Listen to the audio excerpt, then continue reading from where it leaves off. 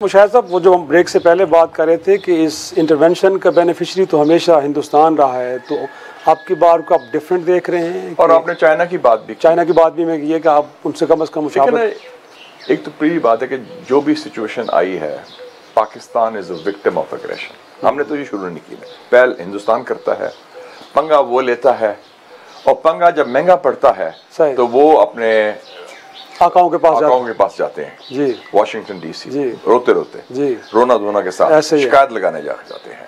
और ठीक है, क्योंकि जितने चाहे पाकिस्तान हो हिंदुस्तान हो, हमारे इंटरेस्ट में तो नहीं है ना जंग होना, और प्लस हमारे जितने दोस्त हैं, आपने चाइना की बात की, चाइना भी यही कह रहा था कि जंग ना हो।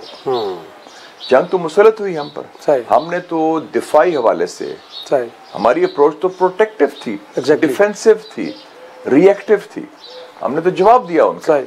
तो उस हवाले से चाइना का मौकफ, अमेरिका का मौकफ और रूस का मौकफ यकसा था। ये पहला इंटरनेशनल क्राइसिस है जिसमें तीनों की यकसा राय थी कि जंग नहीं होनी चाहिए, और अगर कुछ छोटे मोटी झड़पें हो रही हैं तो उसको हम डिफ्यूज करें, डी एस्केलेट करें। तो China is fully on board.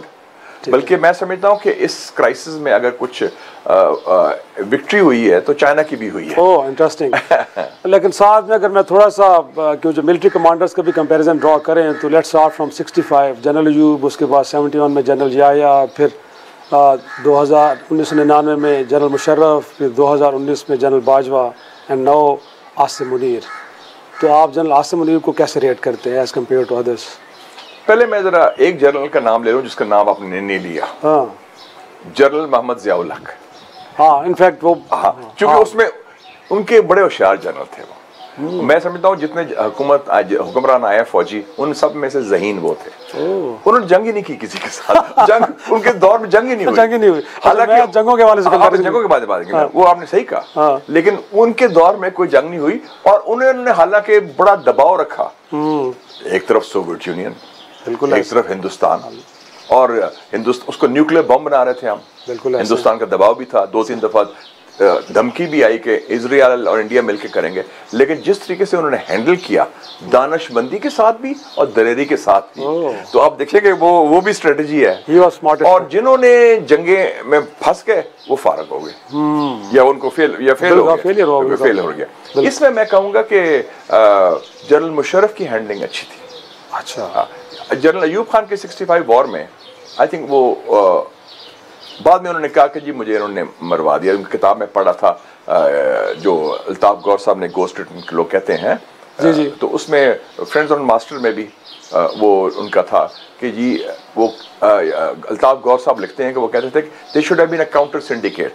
कहते वो मीटिंग हुई, ये जो 12 डिवीजन है ऑफिसर्स मेस मरी में, तो in the cool comfort of the mess, तो उसमें जनरल अख्तर हुसैन मलिक थे, जुल्फिकार अली भुट्टो थे, अजीज अहमद थे, जिसे लोग ये कहते थे हॉक्स हैं। तो इन्होंने कहा कि जी ऑपरेशन जिब्राल्टर शुरू करते हैं, और वो अपराइजिंग होगी। अयूब खान साहब इलेक्शन जीतते थे, नया इलेक्शन सदर बने थे, चीन से दोस्ती भी थी, तो उनका ख्याल था कि और पजीराई होगी। तो वो मेरे ख्याल में सोच समझ कर लिया, और जब प्रेशर आया तो फिर वो उसमें हम फंस गए। और याया खान ने भी उसमें आई थिंक कोई military strategy well thought out नहीं थी। It was poor generalship. उसने डॉक्टर किसिंजर ने बड़ा अच्छा कहा था कि Yahya Khan was a good man but he was a poor general, bad general. तो नहीं हुआ, तो वो भी हो गया। जनरल मुशर्रफ ने हैंडलिंग अच्छी की थी उस वक्त कि वो घबराए नहीं। 2002 के क्राइसिस की बात कर रहा हूं। जी बिल्कुल। और उसमें फिर हमने कहा कि ठीक है, वो इंडिया ने कहा हम ये कर देंगे, जंग के ऐसे पहुंच गए थे। और जनरल पावल जो थे वो अमेरिका के वजीर खारजा थे, वो नेगोशिएट कर रहे थे। जब ये बैक ऑफ हुआ तो टॉम फ्रीडमैन है न्यूयॉर्क टाइम्स का कॉलमिस्ट, उसने लिखा कि it was not General Powell who defuse the situation, it was General Electric. General Electric जो है ना, वो कंपनी है, जब हमने धमकी दी कि अब फिर कुछ भी हो सकता है, तो वो अमेरिकन इन्वेस्टमेंट तो खत्म होने लगी, वो भागे सारे। तो इंडिया ने कहा तो हमारी तो मईशत तबाह हो जाएगी। So it was that kind of crisis. तो ये जो ब्रिंकमैनशिप होती है, इसमें आधी बैटल होती है नफ्सियाती, कि आप खौफजदा ना हो, आप घबराए ना, आप नर्व्स ना लूज करें। तो जो जनरल या जो लीडर नर्व्स लूज कर जाए वो फारग हो जाता है। बट इस दफा ऐसा नहीं हुआ। इस दफा ऐसा नहीं हुआ। इस दफा ये था कि शुरू से मेरे ख्याल में ये बड़ा वाज़ेह था कि जो हमारा मिलिट्री हाई कमांड है माशाल्लाह वेरी हाईली प्रोफेशनल, उनमें ये भी है कि they was strategic clarity Hindustan के हवाले से। और माजी में जरा था कि हिंदुस्तान से बात करो, तजारत करो, ये करो, वो करो, मोदी आ रहा है, मोदी को दावत दो। इस वक्त मैं देख रहा हूँ कि वो स्ट्रेटेजिक क्लैरिटी है कि ये हमारे दोस्त हैं, ये हमारे दुश्मन हैं और उनको कैसे हैंडल करना है और एक दबंग तरीके से करना है। सही। तो उसमें वो आए बाएं शाये नहीं था। और इनफैक्ट ये भी जानना चाहूंगा कि इंडिया के एंड पे कोई मिसकैलकुलेशन थी, अंडर एस्टिमेट करना, अपने आप को इंडिया की तरफ से बहुत बड़ी miscalculation, I would say massive miscalculation. और ये एक तारीखी वाकया हुआ है जो कल हुआ है 10 मई को। डिटरेंस आपने बहाल कर दी है। इंडिया की जो एक बना हुआ था शाइनिंग इंडिया, राइजिंग इंडिया, वो फारग कर दिया है। हेजेमोनिक इंडिया, इंडिया की बालस्ती वो खत्म कर दी है। और इंडिया समझता था कि न्यूक्लियर पर तो पाकिस्तान और हिंदुस्तान बराबरी पर है, क्यों बम है जी। तो कन्वेंशनल तरीके से हम पाकिस्तान को बुली करेंगे। और मैं समझता हूँ कि एक और भी बहुत बड़ी बात हुई नफसाती तौर पर। हमने एक कर्ज था बहुत पुराना 1971 से, वो भी पूरा किया हमने, वो डेट भी खत्म कर दी विद फुल इंटरेस्ट। वो भी जिस तरीके से हुआ कि हिंदुस्तान को फैंटी पड़ी है। They got a bloody nose from Pakistan 2 round में, और दूसरे राउंड के बाद उनकी चीखें निकली, वो तो भागे गए, बचाओ हमें। यकीनन हमने नहीं किया, उनकी तरफ से हुआ। So this is very sick. और उसका एक और रिजल्ट बड़ा हुआ जी, जो हिंदुस्तान का जो लॉस, जो मसला बहुत बड़ा हुआ जी। एक तो हिंदुस्तान का बयानिया नहीं बिका जी। हिंदुस्तान को, जिसे मैं कहता हूँ गोरिस्तान, जो वेस्टर्न ममालिक, उधर से हमायत नहीं मिली, अमेरिका से भी। और सबसे इंपॉर्टेंट क्या हुआ, और मैं दाद देता हूँ, एक दबंग लीडर है अमेरिका का, प्रेसिडेंट डोनाल्ड ट्रंप। उसने कहा मसला कश्मीर को मैं सालसी बनूंगा, बिल्कुल मैं हल करूंगा। उसने स्टेटमेंट आई है, बिल्कुल। तो जो जिसका जिक्र वो करना नहीं चाहते थे, द के वर्ड, और उसके पेशरों की जरूरत नहीं थी, बाइडन, ओबामा, ये तो इवन बुश, कभी कश्मीर का जिक्र किया था उन्होंने? वो तो कहते हैं कि फॉरेन पॉलिसी से कहीं डिलीट हो गया था कश्मीर का इशू। उसने खुद, हमने नहीं किया, ये ट्रंप ने कहा है कि मसला कश्मीर बुनियादी मसला है और उसको हल करने में मैं मदद करूंगा। आपको तो सिल्वर प्लेटर में इतनी बड़ी फतह मिल गई है और हिंदुस्तान को शिकस्त, कितनी बड़ी फतह आपकी, सफारती फतह है, फौजी फतह है, नफसियाती फतह है, सियासी फतह है, और अवाम के लिए इतना बड़ा जो मोरल बूस्टर है, एतमाद का बहाली हुई है। और मैं पाकिस्तानी अवाम को दाद देता हूँ, हमारा बिहेवियर क्या रहा है, मैच्योर, मेजर्ड, कोई बढ़ के नहीं मारी, कोई नफरत की बात नहीं की, तो एक इत्मीनान और सुकून और एतमाद कि हम डरते नहीं है, बिल्कुल, और हम मुकाबला करेंगे। ये नहीं कि हिंदुस्तान बहुत बड़ा मुल्क है, वो ये क्या बनेगा हमारा, not at all, will take them on. बल्कि मुझे लोग कह रहे थे ये कब जवाबी कार्रवाई करनी है, व्हाई आर वी वेटिंग। हाँ बिल्कुल, थोड़ा सा पब्लिक सेंटीमेंट से नजर आ रहे थे, क्यों देर हो रही है, देर क्यों हो रही है। इसका मतलब है लोगों में जान है, इंडिया बड़ा है, बिल्कुल। ये हमारे ये जो चीज है ना, खौफ का खात्मा, तो ये बहुत बड़ी बात है, बिल्कुल ऐसे। लेकिन अब सर उससे कहीं इंपॉर्टेंट मरहला शुरू होने जा रहा है। अगर डायलॉग टेबल पे हमने जाना है तो क्या उस हवाले से पाकिस्तान फुली प्रिपेयर्ड है, और हम कहीं बीच में मेडिएटर भी आ रहा है अमेरिका के नाम से, हम गोल अचीव कर पाएंगे, वो कश्मीर का इशू हो, वो पानी के मामलात हो या दीगर इशूज़ हों?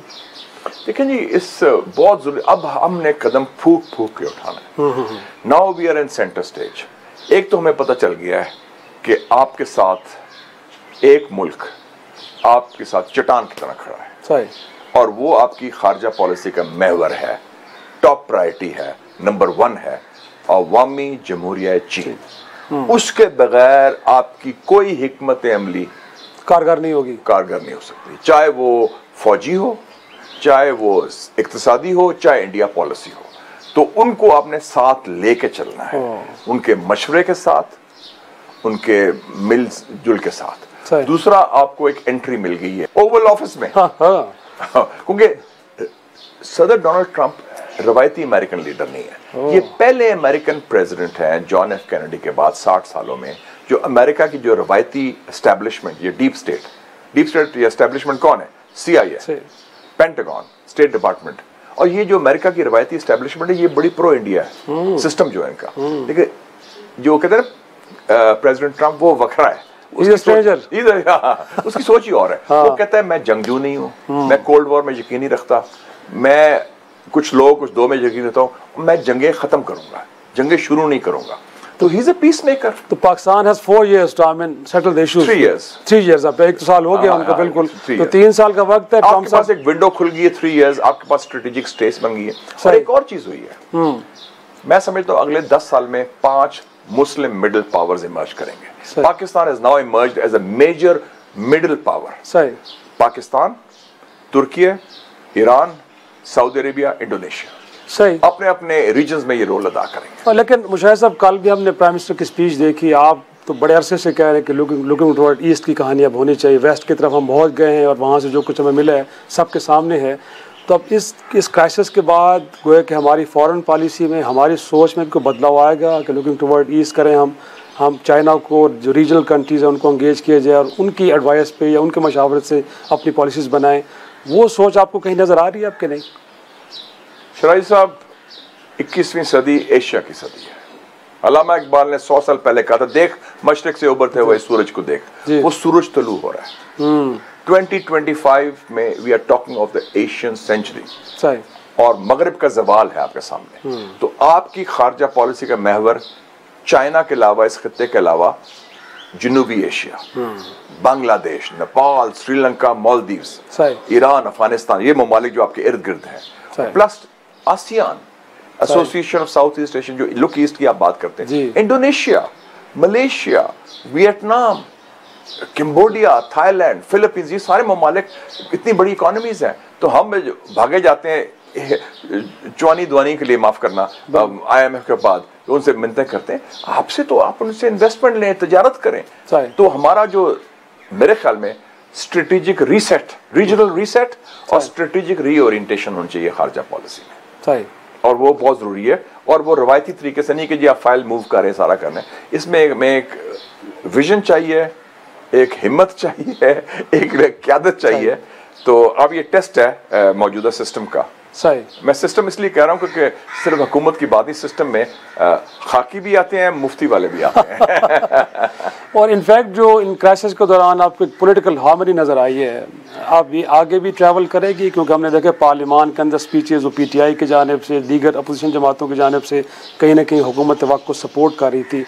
तो ये अब इसको हुकूमत वक्त ने भी कुछ रियलाइज़ किया है कि इसको आगे भी कंटिन्यू करना चाहिए, क्योंकि क्राइसिस अभी तो ऑन है, ख़त्म नहीं हुए। नहीं, क्राइसिस तो भी चलेगा। कोई हिंदुस्तान ने बीच में से माफ नहीं करना। उनकी सोच क्या है? अखंड भारत की नजरियाती पॉलिसी है RSS वालों की। वो तो बड़े, उनको तो दुख है, वो तो बेइज्जती बहुत हुई है। और उसने, लोग कह रहे हैं मगरिब वाले कि यार आपने हमारी टेक्नोलॉजी को जलील करा के रख दिया आप। तो वो they will try to bleed you economically और टेररिज्म के जरिए। तो उस हवाले से मैं समझता हूँ कि सबसे इम्पोर्टेंट प्रायोरिटी है दस्ते शफा, कौमी यकजहती। और मैं PTI को, हिज़्ब इख्तिलाफ को दाद देता हूँ। उन्हें बड़ी अच्छी मुहिब वतनी का मुजाहरा किया है। उन्होंने हुकूमत के साथ, रियासत के साथ मुकम्मल तौर पर, फौज के साथ, मुसल्लह फौज के साथ, आर्मी, नेवी, एयरफोर्स के साथ पूरी तरह खड़े हुए हैं। इस वक्त टाइम आ गया है कि आप एक तो हैं, उनसे बात करें, क्योंकि जमहूरियत के 2 पहिए हैं, हिज़्ब इक़्तिदार और हिज़्ब इख्तिलाफ। आप सियासी कैदियों को रिहा करें, बशमूल कैदी नंबर 804, बल्कि उसको टेलीफोन करें। यार आप मोदी से तो बात कर रहे हैं, अब शुरू होगी ये बातचीत, तो उससे बात करने में क्या होता है? कोई निकाह टूटता है किसी का? वो अपना ही बंदा है ना, फॉर्मर प्राइम मिनिस्टर है। और मिसिंग पर्सनस का इशू है बलूचिस्तान का, और जगह खैबर पख्तूनख्वा, जहाँ भी मिसिंग पर्सनस हो, और जो सियासी कैदी हैं सब रिहा करें। खवातीन बड़ी बेचारी रख आ रही हैं, कोई मर्द भी हैं, सारे कुछ हैं, करें। आप बड़े दिल से चले। आपने अब बड़े प्लेयर बन गए हैं, और बड़ा player in a big picture means बड़ा दिल और बड़ा दिमाग और सोच तब्दील करनी पड़ेगी। ये इन्हें मैं ख्याल निकालेंगे उस तुमने ये कहा, तुमने वो कहा, छोड़ें उस चीज़ों को। Look at the big picture. ये it's about the national interest.